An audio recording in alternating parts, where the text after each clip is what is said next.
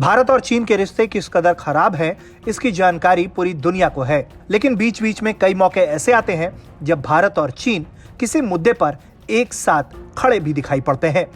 अब हाल ही में विदेश मंत्री एस जयशंकर के बयान पर चीन ने अपना समर्थन दिया है। विदेश मंत्री एस जयशंकर की उस टिप्पणी पर चीन ने सहमति जताई है, जिसमें जयशंकर ने कहा था कि भारत और चीन अगर हाथ नहीं मिलाते हैं तो एशियाई शताब्दी नहीं आएगी। चीन ने कहा है कि पूर्वी लद्दाख सीमा गतिरोध हल करने के लिए दोनों देशों के बीच बातचीत प्रभावी जरिया है। चीन का कहना है कि चीन और भारत के बीच मतभेदों की तुलना में कहीं अधिक समान हित हैं और दोनों पड़ोसियों के पास एक दूसरे के लिए खतरा पैदा करने से बेहतर एक दूसरे को मजबूत करने की समझदारी है। जयशंकर ने चीन को लेकर दरअसल बड़ा बयान दिया और चीन को बड़ी नसीहत दी। विदेश मंत्री जयशंकर ने कहा कि एशिया की सदी तभी संभव है जब चीन अड़ंगेबाजी छोड़कर भारत के साथ हाथ मिलाए। चुलालोंगनकॉर्न विश्वविद्यालय में India's vision of the Indo Pacific पर व्याख्यान दे रहे जयशंकर ने कई बड़ी बातें कही। उन्होंने कहा कि भारत और चीन साथ नहीं आए तो एशिया की सदी होना बहुत मुश्किल है।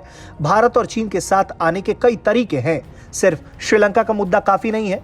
भारत और चीन के परस्पर हित ही साथ आने के लिए काफी है।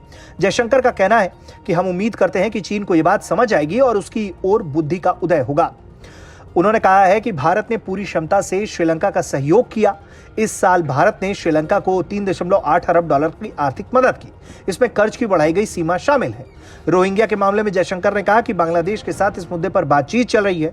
उससे ज्यादा जरूरी है कि उनकी वतन वापसी, और इसमें बांग्लादेश का समर्थन वो कर रहे हैं। अभी बांग्लादेश में 10 लाख से अधिक रोहिंग्या मौजूद हैं जो म्यांमार से वहां पहुंचे हुए हैं।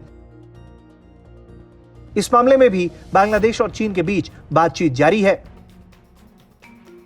2 साल पहले पूर्वी लद्दाख सीमा पर बीजिंग की हिमाकत के बाद से ही भारत और चीन के रिश्ते बेहद मुश्किल दौर से गुजर रहे हैं और यही कारण है कि वक्त वक्त पर जयशंकर काफी तीखा बयान चीन को लेकर देते हैं। लेकिन आश्चर्यजनक तरीके से इस बार चीन भारत के बयान के समर्थन में उतरा है। ब्यूरो रिपोर्ट, भारत तक।